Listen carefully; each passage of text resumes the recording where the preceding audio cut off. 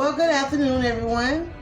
Love Lady Garden Projects and More is here to answer a few questions that I did receive pertaining to my question and answer video I put out.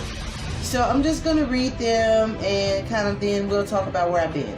Okay? So the first question was asked, what would be the first thing I can once I locate a canner or decide to purchase a canner? And for me, thinking about my home, I would say I probably would want to try to see what steak does, because my husband really loves steak. Okay, so for me to have that on deck where I don't have to sit there over the stove, to do every time he wanted, it'll be easy, whether it's me taking it out of the mason jars, the canning jars, or even saying, hey babe, just go get a can of steak. So I think steak would probably be something I would want to try first. But I will say, depending on the situation, it could end up being whatever I have in the freezer that I just want to try. So we don't know. Okay, so that was a canning question. And for those that don't know, I'm not a pro at canning. I'm still learning. But that's something I kind of been tapping into. So, that was a good question though. Let's see. What is my favorite thing to grow? I think I've always said that I love growing my greens, my kale, and just my brassicas. I have a lot of success with those, and I can grow as many of them, because if you're a person that cook greens or wash greens, I mean, you kind of have to grow a lot anyway to get a really good, pot. But to me, they're easy to do. They grow fast. You can cut them. They come back, quick. So I do like that. I did experience with growing some cherry tomatoes this year, and I really liked that. That wasn't that bad, and I got a great harvest considering it was my first time. So, but I grow more brassicas and greens, kale, mustard tenders.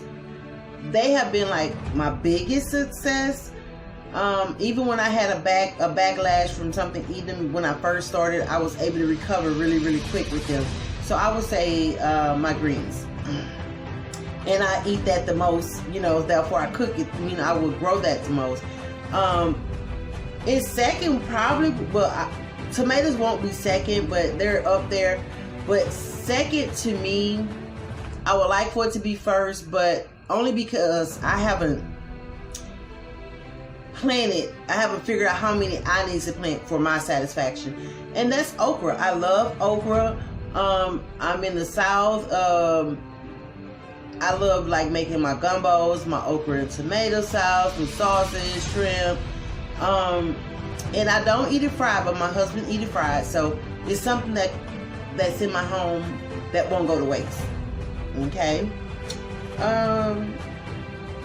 And TT asked me from TT, oh gosh, I hope I don't say her name wrong. Let me see. Make sure I don't say it wrong. Okay. I'm going to put it down in the description because I don't want to see it. I might have it rolling across the screen. She did ask me what was perlite and what was vermiculite. And, I wanted to make sure I gave her the right definition of what it is, or the right usage of it. So we're going to go with perlite, which it's pretty much something you add to your soil to help the moisture, help it aerate. It aerates the soil. So when you water your plants, it actually helps the drainage. Okay, you don't let the water just soak up in there and just sit.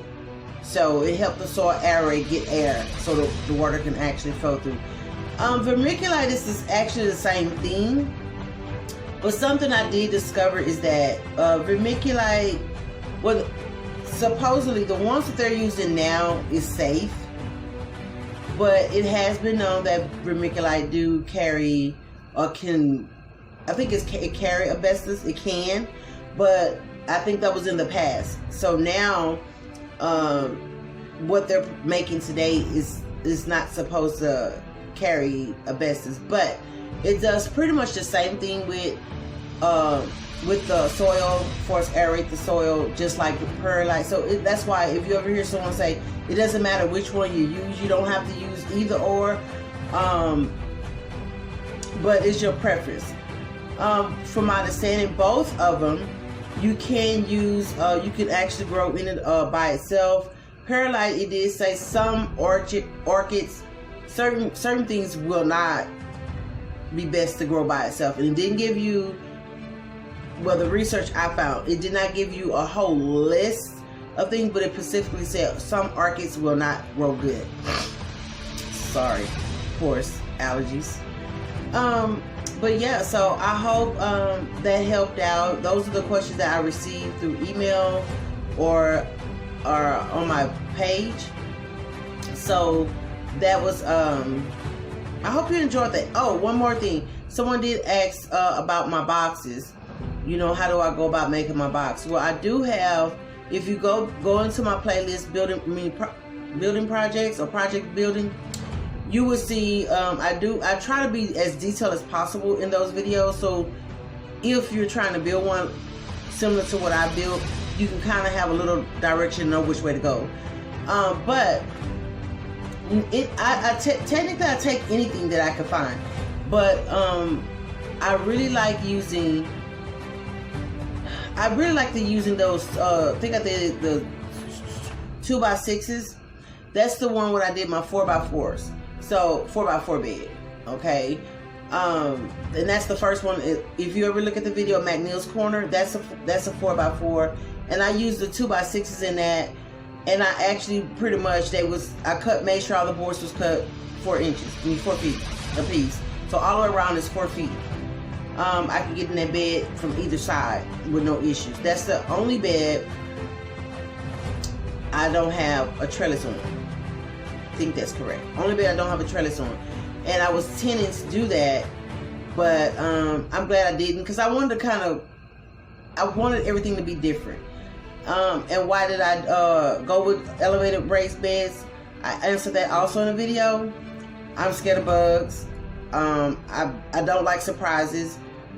I don't want to put my hand in something and it's 1,000 weeds in there. And it just helped me, it's one thing when I have to cut the lawn or get the lawn cut, but I don't want to have to do that and have a risk of cutting over my fruit.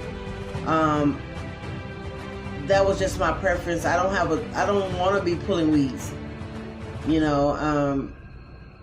you have what you call raised beds, then you have elevated raised beds. Mine's is elevated raised beds. The raised beds is normally pretty much sat on the ground, directly on the ground, but you're not digging in the ground itself. You kind of structure it where you just either laying cardboard and some weed fabric, and then you putting your soil on top of that. You're just not digging up your ground. In ground is when you're actually in your own dirt, your own soil, and pretty much that's what it is, like you would see some of the big farmers have. So so I hope that answered any questions. What have I been doing? I've been working, guys. I had 6 months off. I did as much as I could for my garden in those 6 months with the dealing with the heat, whatever climate that I had to deal with. So I knew that I needed to get some of the bigger stuff done before I go back to work, because I knew it was going to get time consuming for me trying to build projects every day, or be out there every day building projects and work and get my adequate amount of rest. So I still have projects coming up. I still have to complete some projects, but now I can kind of pace myself and don't feel so overwhelmed with trying to build and grow. The summer is just not my season to grow. I'm trying to shy away from really doing a lot of growing in the summer, but because I like greens and stuff so much, I'm able to kind of keep up with my brassicas because I don't have to do as much intense watering. So, and you know, that's a project I've been battling for a while, is my water system. Still working on that.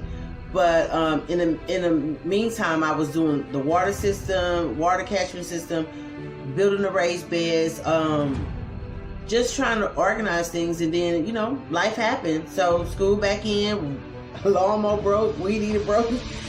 So hopefully, you know, soon that'll be okay. And I got some other things that I am going to start doing. I don't know yet, but I got some bulbs. These are perennials too. So someone donated me some bulbs, and I also exchanged some things with them, which is, I'm very thankful. Again, like I said, I have a good community of people around me, you know, just whether it's a coworker, distant friends, and that's a blessing. But you know, I always say, if you bless someone else, you know, you also get blessed. Some people don't look at it that way. And I don't have a lot, but I will give what I have, or I can, to help someone else. And, you know, and normally it comes back. So I'm thankful. I got some new seeds I am going to try out this fall. Not many, but enough. It will go along. It is the season it can be planted, so it's going to be some things.